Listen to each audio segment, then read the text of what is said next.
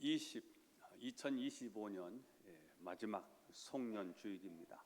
이 마지막이라는 단어는 우리로 하여금 지금까지 살아온 날들을 되돌아보게 하고 또한 앞날을 바라보면서 새로운 꿈을 꾸게 하는 단어입니다. 오늘 저는 송년 예배를 통해서 지난 1년을 돌아보며 회개할 것은 회개하고 반성할 것은 반성하면서 내년을 향한 아름다운 꿈을 꾸는 복된 예배 시간이 될 수 있기를 먼저 예수님의 이름으로 축원합니다. 자, 오늘 본문은 파란만장한 인생을 살았던 야곱이 지난 날의 삶을 회개하고 새로운 미래를 위해서 믿음의 결단을 하는 내용이 기록되어 있습니다. 자, 야곱은 지금으로부터 30여 년 전에 형의 장자권을 빼앗아서 에산친의 집으로 도망을 하다가 한 들판에 누웠습니다. 그 밤은 굉장히 애로운 밤이고요, 누구도 나와 함께하지 않는 밤이고 사람들이 나를 손가락질을 하는 그런 아주 고독의 밤이고 불안한 밤이었습니다. 그 밤에 하나님께서 그에게 찾아오셔서 말씀하셨습니다. 내가 너와 함께 하겠다. 내가 너를 떠나지 않겠다. 다시 고향으로 돌아올 수 있도록 내가 내 길을 인도해 주겠다라고 말씀을 하셨습니다. 사실은 야곱은 도망가는 줄 알았거든요. 지금 피난길이었거든요. 형의 칼이 무서워서 지금 급히 어머니가 싸주는 주먹밥 몇 덩어리를 가지고 지금 도망치는 중이거든요. 누구도 나와 함께 하지 않는 걸음인데 하나님이 찾아오셔서 말씀하시는 거예요. 내가 너와 함께 하겠다는 거예요. 얼마나 큰 위로가 됐는지 하나님이 막 감동이 밀려와요. 감격의 눈물이 쏟아지는 거예요. 그때 그는 그 자리에서 이 감격을 어떻게 표현합니까? 하나님, 내가 11조를 하나님께 드리겠습니다. 11조를 작정하고요, 그리고 그곳에 자기가 베고 잤던 돌베개 거기에다가 기름을 붓고요, 그 지역을 성역화해요. 거룩한 도시라 이거예요. 이 도시는, 이 장소는 원래 누수 땅인데 이 땅을 하나님의 집으로 선언합니다. 그래서 그 장소를 베델이라고 했거든요. 하나님이 임하신 장소라 이거예요. 하나님이 자기에게 찾아오셔서 자기를 만져주신 장소라는 거예요. 그리고 야곱은 그 자리에서 하나님 앞에 서원합니다. 반드시 이 베델로 돌아오겠습니다.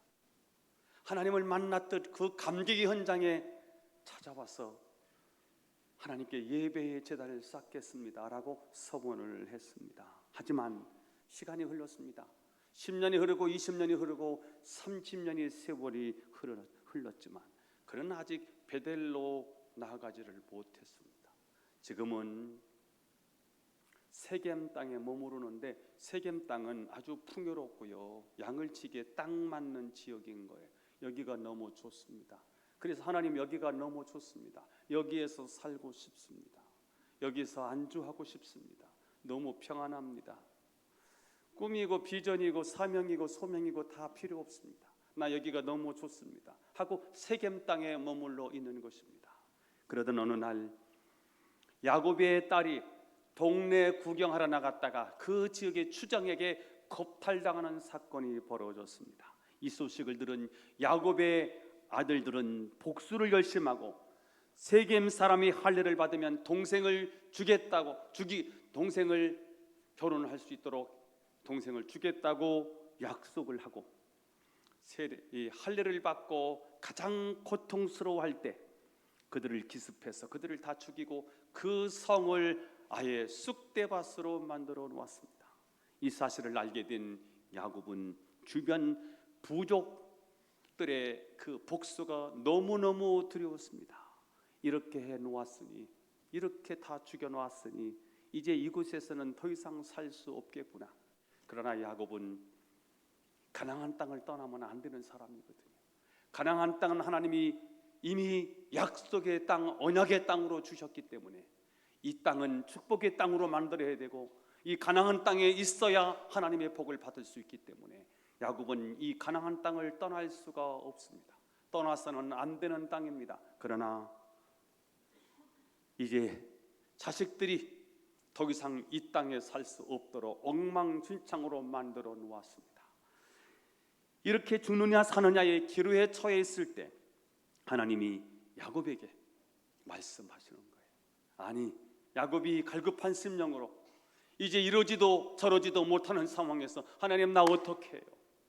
하고 하나님께 물었겠지요. 그때 하나님께서 주신 메시지입니다. 야곱에게 베델로 올라가라 라고 말씀하셨습니다. 오늘 베델로 올라가라는 말씀을 통하여 두 가지 오늘 이 시대 저와 여러분에게 주시는 메시지를 찾아보고자 합니다. 첫 번째입니다. 하나님이 왜 베델로 올라가라고 하셨을까? 베델로 올라가서 뭐 하게 해요? 처음 베델에서 만난 그 심정으로 하나님 앞에 예배의 제단을 쌓으라는 거예요. 지금 인간관계가 엉망진창이 되었어요.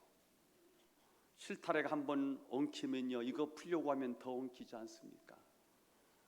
지금 야곱의 식구들은 가나안 땅에 살아야 되는데 지금 큰 문제를 안고 있습니다. 가나안 땅에 더 이상 살 수 없는 지경이 됐습니다. 이 문제를 풀어야 되는데 어떻게 해야 할지 하나님께서 말씀하셨어요. 다시 베델로 올라가야 된다는 거예요. 그냥 가면 안 된다는 거예요. 처음 만난 그 심정으로 제단에 엎드릴 때 하나님이 내 인생에 개입하시겠다는 것이거든요. 본문을 읽어보겠습니다. 1절 말씀이에요. 시작.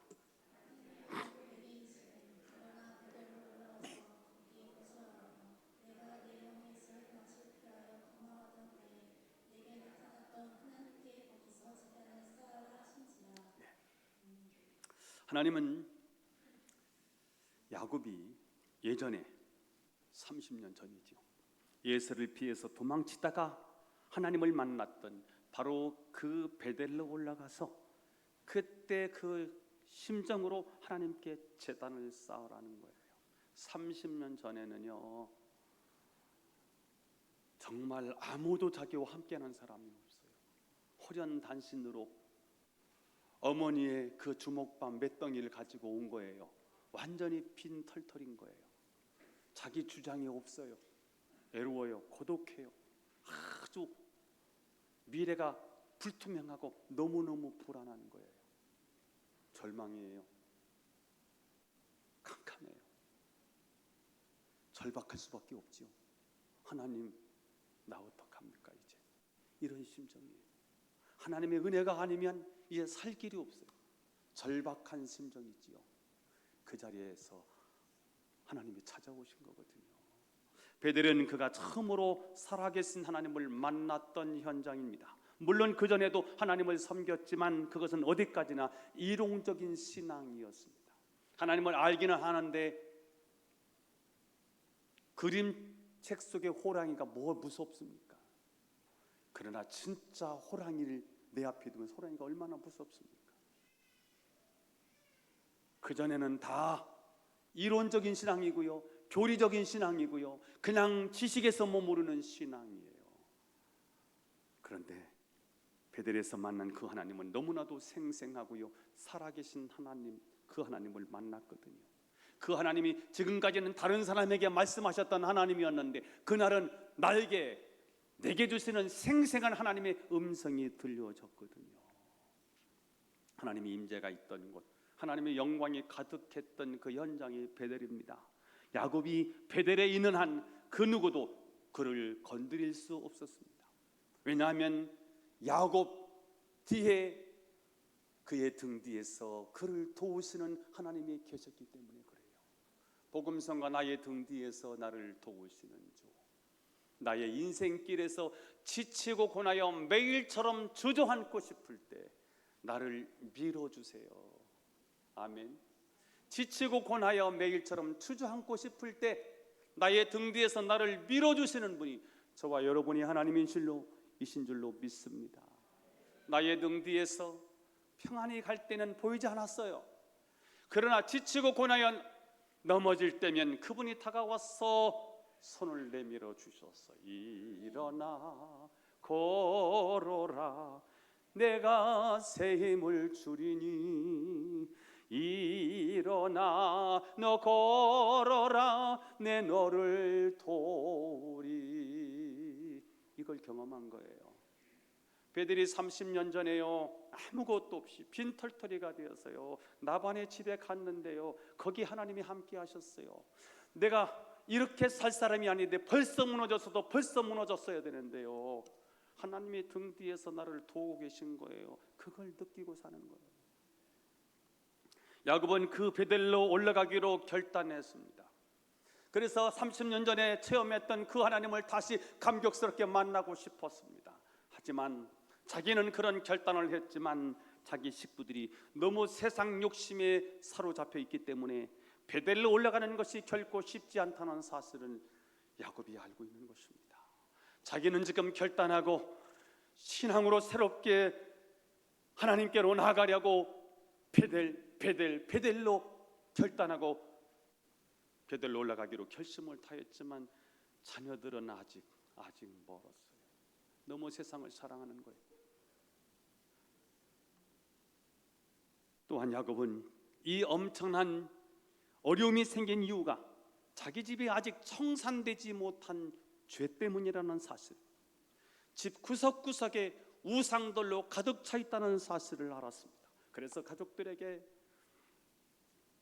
큰 어려운 문제를 만났는데, 이 문제를 자기는 스스로 수습할 수 없는데, 이 문제를 하나님께 가지고 나가야 되는데 어디로 가야 되느냐? 베델로 올라가야 되는데 자식들이 함께 올라가야 할 자식들이, 이 식구들이 아직 믿음으로 따라주지를 못하고 있는 거예요. 그래서 나도 결심하지만 가족들도 이끌어 가기 위해서 오늘 2절 3절에 야곱이 이렇게 명령합니다. 시작. 야곱이 자기 친한 사람과 자기와 함께한 모든 자에게 이르되 너희 중에 있는 이방신 상들을 버리고 자신을 정결하게 하고 너희들의 의복을 바꿔 입으라. 네가 일어나 베델로 올라가자. 내 끝난 날에 내게 응답하시며 내가 가는 길에서 나와 함께하신 하나님께 내가 거기서 제단을 쌓으려 하노라 하니. 지금 야곱은 어려움에 처한 가족들에게 우리의 더러운 삶을 청산해보자, 세상으로 덕지덕지 붙여있는 이 더러운 옷을 벗어버리자, 그리고 이제 새로운 마음으로 베델로 올라가서 전에 30년 전에 어려울 때 만나주셨던 그 영광의 하나님께 우리 한번 예배를 드려보자 하는 것입니다. 지금 문제는 사람 문제입니다. 그 부족 전체를 다 죽여놓고 성을 초토화시켜 놨으니 이걸 어떻게 수습해야 합니까? 가나안 땅에서 그 주변 사람들과 어울려서 살아야 되는데 더 이상 이곳에서 살 수 없는 지경이 되었으니 이 문제를 해결하기 위해서는 주변 사람들을 만나서 화해하고 해야 되는 문제가 남아있지만, 그런데 이 문제는 그렇게 풀 수 있는 문제가 아니라는 사실을 알고, 사실은 지금 이렇게 어려움이 찾아온 문제는 다 신앙의 문제라는 사실을 야곱이 강파하고 이제 하나님께로 나가서 진정한 예배를 드리고 싶은데, 지금 그들의 삶을 보니까 세상을 너무 사랑하고 너무 세속화되어 있고요, 세상 사람들과 똑같이 세상의 우상들을 집안에 가득 채우고 있는 거예요. 이것을 청산하지 않고서는 베델로 올라갈 수도 없고요, 청산하지 않은 채 베델로 올라간다 해도 하나님을 만날 수가 없는 거예요. 그래서 오늘 야곱은 가족들에게 베델로 올라가자라고 말하면서 하나님께 예배의 제단을 쌓자. 예배는 사람을 상대하는 게 아니라 하나님을 상대하는 일이거든요. 지금 문제는 사람 앞의 문제지만 이 문제는 사람 앞에서 우리가 애쓰고 수고한다고 해결될 문제 아니라 하나님이 개입하시도록, 하나님은 우리의 삶에 개입하셔서 우리 인생에 플러스 되도록 하나님이 일하시옵소서, 하나님이 역사하시옵소서 하고 매달리자. 그래서 하나님을 상대하기 위해서 베델로 올라가자고 이야기하고 있습니다. 야곱이 무엇을 깨닫고 있습니까? 지금까지 야곱은 많은 재물을 가지는 것과 많은 자녀들과 많은 하인들을 소유하는 것을 행복으로 여겼습니다. 그러나 큰 실패를 통해 이것이 바른 모습이 아니라는 사실을 알게 되었습니다. 형에게 쫓겨서 베델에서 쓰러져 낮아질 대로 낮아진 그 모습이 참으로 아름다운 모습이며 그때만이 하나님의 영광을 회복할 수 있는 길이라는 사실을 그가 알고 있는 것입니다. 여러분, 좋은 옷을 입고 화려한 화장을 하고 돌아다닌다고 해서 하나님이 절대로 우리를 만나주지 않습니다. 이 세상에서 가장 아름다울 때는 살아계신 하나님 앞에서 철저하게 낮아지고 또 낮아질 때입니다. 그때 우리는 하나님의 거룩한 임재를 맛보게 되는 줄로 믿습니다. 거듭거듭 말씀드리지만 우리가 높아 있으면 하나님이 보이지 않아요. 우리가 높아 있으면 하나님의 음성이 절대 들리지 않습니다. 우리가 낮아져서 하나님을 갈망하고 하나님의 은혜가 아니면 나는 살 수가 없다고 하는 이 절박한 심정에서 하나님의 세미한 음성이요 확성기로 들려지기 시작합니다. 오셔서 나에게 말씀하시는 음성이 어떤 음성이었습니까? 내가 너와 함께 한다는 거예요. 멀리 계셨던 하나님이 아닌가요? 아니다. 나는 너를 한 번도 떠난 적이 없다. 네가 그렇게 느낄 뿐이고 네 믿음이 없어서 함께 하시는 하나님을 네가 소유하지 못했을 뿐이지 나는 너와 함께 하고 있었다는 거예요. 여러분, 내 힘으로는 도저히 헤쳐나갈 길이 보이지 않는 분이 혹시 계십니까? 사방에 우겨싸움을 당해서 비상구조차 보이지 않는 인생을 살고 있는 분은 혹시 없으십니까? 그때 우리는 어떻게 해야 할까요? 베델로 올라가야 할 줄로 믿습니다. 베델은 어느 장소입니까? 내가 처음으로 하나님을 만났던 그 감격의 현장이고요. 내가 하나님을 처음 첫사랑을 고백했던 바로 그 자리고요. 하나님의 은혜가, 하나님의 영광이 머물렀던 그 자리가 베델이라는 곳이거든요. 가장 어려웠을 때 가졌던 마음, 가장 가난한 마음, 그것이 베델입니다. 여러분, 2025년 우리는 마무리를 짓고 있습니다. 새해를 아름다운 미래를 꿈꾸고요. 어떻게 새롭게 아름다운 열매를 맺을까를 향해서 우리는 지금 도전하고 있습니다. 정리되지 않으면, 여기서 우리가 새롭게 하나님과의 관계가 회복되지 않으면 우리 문제는 여전히 그대로 있을 것입니다. 새해가 시작되기 전에 저는 먼저 여러분의 마음이 베델을 갈망하시기를 바라고요. 옛날 그 감격스러웠던 그 때를 회상하면서 그 때를 기억하면서 그 자리에서 한번 엎드려서 하나님을 새롭게 만나는 역사가 있기를 주 예수 이름으로 축원합니다. 두 번째입니다. 자, 그러면 어떻게 베델로 올라가야 할까? 베델로 올라가야 되는데 그냥 올라갈 수 없어요. 모든 과거의 죄악을 청산하고 올라가야 합니다. 4절 말씀을 읽어보겠습니다. 시작. 그들이 자기 손에 있는 모든 이방 신상들과 자기 귀에 있는 귀고리들을 야곱에게 주는지라. 야곱이 그것들을 세겜 근처 상수리 나무 아래에 묻고. 자, 그들은 지금 버릴 것은 버리고요, 끊어낼 것은 끊어내고 청산할 것은 청산하고 베델로 올라가는 장면을 보고 있습니다. 여기 귀고리가 나오는데 귀고리는 장식품이 아니고요, 사실은 부적이었습니다. 나쁜 귀신이 덤비지 못하도록 저마다 귀에다가 귀고리를 걸었어요. 이건 다 부적이었어요.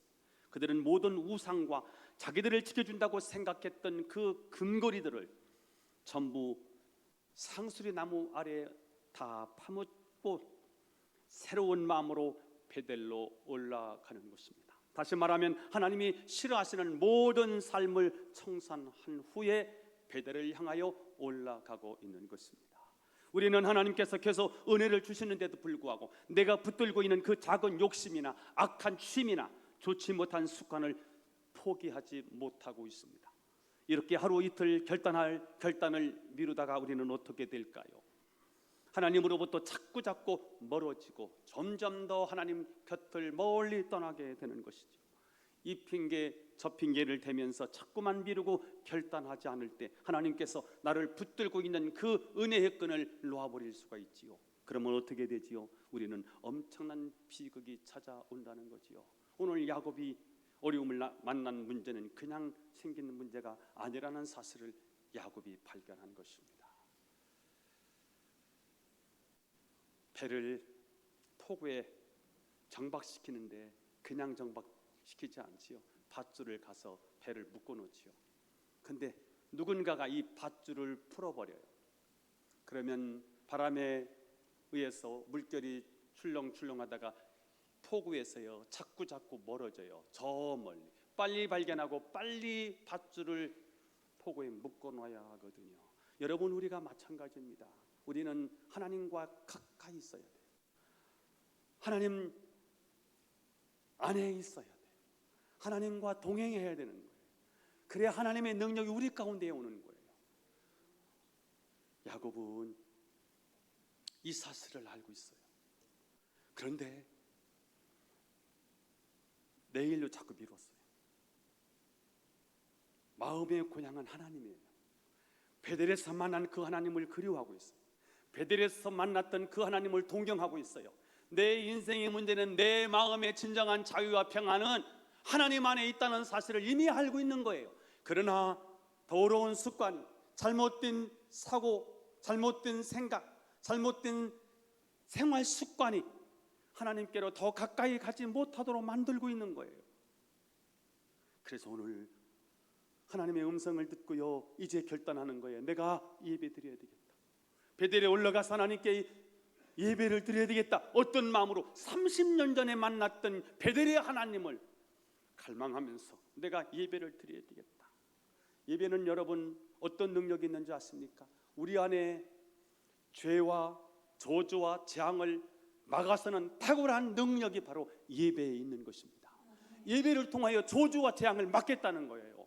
여러분, 우리 안에 찾아오는 수많은 우환이 있고 질병이 찾아올 때 이런 모든 우환을 여러분 예배를 통하여, 예배는 하나님의 임재 아닙니까? 하나님의 오심이 아닙니까? 우리 심령에 오시고 우리 육체 가운데 부어주시는 거룩한 부흥이 여러분 예배를 통해서 우리 가운데 임재하신다는 사실을 믿으시고 예배의 성공자가 되기를 바라고, 예배를 통해서 여러분 주변에 찾아오는 모든 우환을, 질병을 다 막아내실 수 있는 예배의 성공자가 될 수 있기를 축원합니다.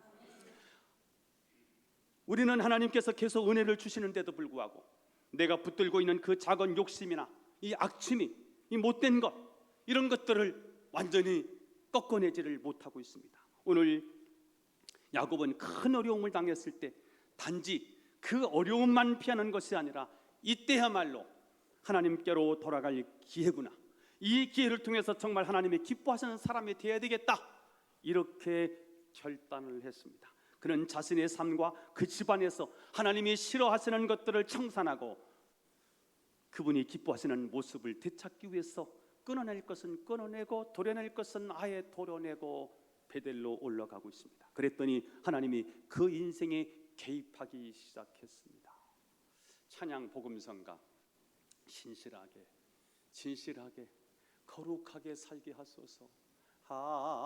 하나님 나의 마음 만져주소서.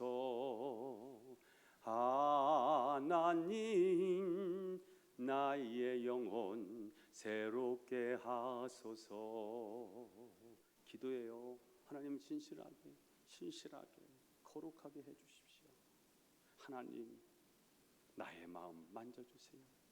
하나님 나를 어루만져 주세요. 하나님 주의 길로 인도해 주세요. 이렇게 하나님 앞에 나갔더니 모든 것을 청산하고, 과거를 청산하고, 내려놓을 것 내려놓고, 포기할 것 포기하고, 단절할 것 단절하고 하나님 앞에 나아갔더니 놀라운 하나님의 개입이 시작됩니다. 5절 말씀을 읽어보겠습니다. 시작.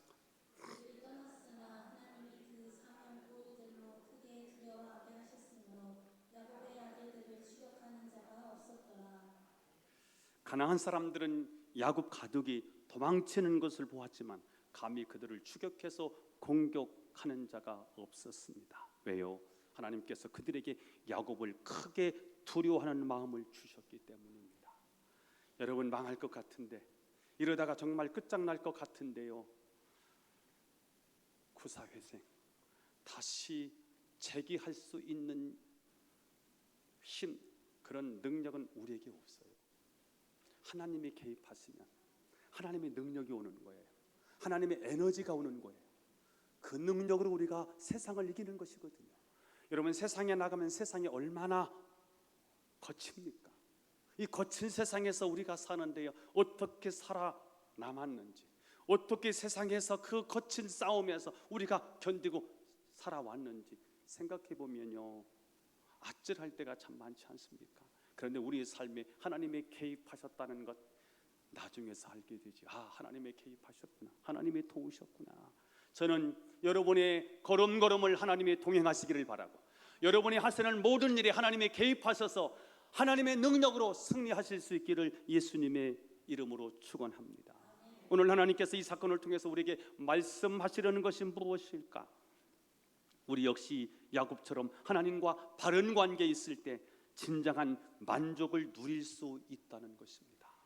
자, 그런데도 우리는 자꾸 다른 데서 만족을 찾으려고 합니다. 직장을 옮기면 더 만족한 삶을 누릴 수 있을까?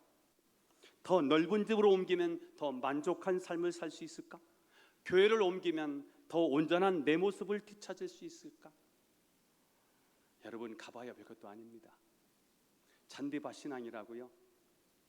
저 교회는 훨씬 나아 보여. 우리 교회는 마음에 하나도 안 들어. 그래서 그 교회를 가서 보니까 다 똑같이 인간이 사는 세상인 거예요. 그런 놈이 그런 놈인 거예요. 여기서 그 고약한 그 사람 때문에 피해가 있는데 더 고약한 놈이 거기서 기다리고 있어. 우리는 장소를 바꾸고 사람을 바꾸고 환경을 바꾸면 뭔가 내 만족한 삶을 살 수 있다고 생각하지 않습니까? 그러나 여러분, 절대 그렇지 않더라는 거죠. 그런 문제는 둘째 문제고, 그냥 오래요. 벌거벗어서 그냥 와, 궁핍해 그냥 와, 상처받았어 상처받은 모습 그대로 오라는 거예요. 누구에게? 하나님께 오라는 거예요. 큰 교회 가면 숨기가 굉장히 좋습니다. 그렇게 편하게 숨어서 신앙생활을 하지 않습니까? 완전히 종교생활하는 겁니다. 우리가 신앙에 성장하고 성숙하는 거는요, 교회 일을 하면서 성장하거든요. 하던 일을 내려놓아 보세요. 교회 올 일이 없어요. 교회 올 일이 없는데 내가 신앙이 어떻게 성장해요? 담임 목사의 간섭이 싫지요?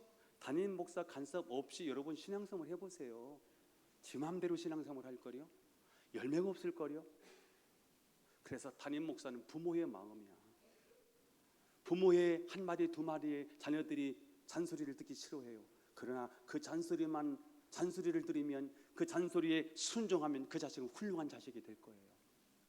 그래요, 안 그래요? 부모 자식들 키우면 안타까워.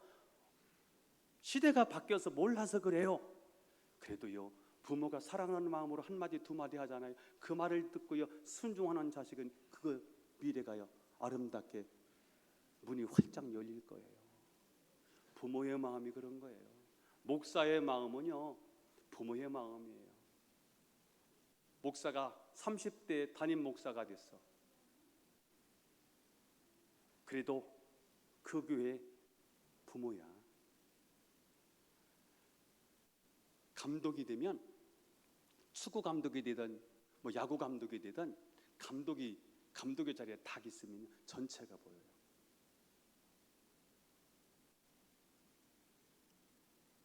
왜 그럴까요? 감독이라는 직책이 그런 거예요. 담임 목사라는 직책이 그런 거예요. 그래서 다 봐요. 그런데 참 감독을 하는 분들이 참 애로가 많아요. 이겨야 되거든. 근데 야구팀이 10개인데 1등부터 10등이 있는 거거든. 1등은 너무너무 좋아. 선수도 잘 뿌려지고요. 그 구단에서 돈도 많이 써서요 야구를 잘하는 애들이 모여있어. 거기 감독은 신이 날 거야. 맨날 이기니까. 그런데 10등 하는 감독이 있어. 못 견디고 사표를 내. 감독도 소신 있고요 막 하는데 최선을 다했는데 결과물이 그런 거예요. 이게 부모의 마음인 거예요. 자식을 키우는데 10자식이 다 잘 되면 얼마나 좋아요. 안 되는 자식 하나 때문에 아파하는 게 부모의 마음이죠. 목회를 해보면서요, 그런 걸 참 많이 느낍니다. 자, 여러분, 이렇게 하면 만족이 될 것 같지요? 이렇게 하면 만족이 될 것 같지요? 여러분, 하나님 만나셔야 됩니다. 하나님 말고는 인간은 믿을 게 못 돼. 여기서 환경에 대해서 여건이 좋아서 제가 큰 소리를 쳤어요. 환경이 최악이 되었을 때 그때도 그 말을 할 수 있을까요? 이게 쉽지 않아요. 인간은 처음에 왔을 때 제 초심이 있습니다. 근데 그 초심을 아직도 유지하고 있을까요? 사람은 환경에 따라요, 상황이 바뀌면요, 말이 달라지는 게 인간입니다. 그러나 하나님은 변개치 않으시는 하나님이세요. 어제나 오늘이나 동일하신 분인 거예요. 그래서 우리가 믿어야 될 분은 사람이 아니고 전능하신 하나님, 그 한 분을 믿으시기를 축복합니다. 우리 한 사람 한 사람 안에는 하나님의 정말 싫어하는 우상들이 있습니다. 우리는 그런 죄들을 마치 신주단지 섬기듯이 붙들고 있습니다. 우리는 내 삶 가운데 하나님을 기쁘게 하지 못하는 그 어떤 것들이 있는지 우리는 스스로 너무나도 잘 알고 있습니다. 취미가 있는데 이 취미가 하나님을 만나지 못하게 하는 취미야. 그거 벗어내야, 그걸 꺾어내야 베델리 올라갈 수 있어요. 습관이 있는데 이 고질적인 습관이야. 하나님께로 나가는 일에 방해하는 습관이 있어. 이 습관을 바꾸지 않으면 여러분 베델로 올라가도 소용없어요. 이거 내려놔야 되는 거지요. 내 안에는요, 태평양보다 더 넓은 욕망이라는 게 있어. 이것을 내려놓지 않으면, 그것을 버리고 하나님께로 나아가지 않으면 베델에 올라간다고 해서 우리 인생은 달라지지 않아요. 하나님께서는 그것을 버리고 가장 낮은 모습으로 나오라고 합니다. 여러분, 예배드리러 나오실 때 마음속에 숨어있는 우상을 상수리 나무 아래 다 파묻어 버리고 하나님께 나오시기를 축복합니다. 나중에 시간 내서 정리하려고 하지 말고요, 지금 빨리 고치셔야 됩니다. 제가 굉장히 게으르고요, 자꾸 내일로 미루는 버릇이 있었는데 제가 올해 이걸 고치려고 무던히 애를 썼어요. 그래서 무슨 얘기가 떨어지면 그 자리에서 벌떡 일어나 그 자리를 해버려요. 누가 기도 제목을 주잖아요. 기도해라고. 그러면 시간을 미루면 다음에 시간 내서 기도해야지. 그러면 기도가 안 되는 거더라고. 그 즉시 기도를 하는 거예요. 하나님, 이 전화 이런 전화를 받았는데 하나님 역사해 주세요. 하나님 도와주세요. 내일로 미루지 마세요. 오늘 하셔야 됩니다. 무엇이 하나님께 나가지 못하게 했는지 그 모든 더러운 습관들, 취미들을 다 꺼내서 상수리 아래 나무 밑으로 다 파묻어 버리시고요. 그리고 가장 낮은 모습으로 새해를 맞이할 수 있기를 축복합니다. 25년이 저물어 가고 있습니다. 어떻게 마무리하고 어떻게 새해를 시작할 것입니까? 하나님이 특별히 만나 주셨던 곳, 가장 낮은 심령의 자리 베델로 올라가십시오. 물론 말씀에 순종하기에는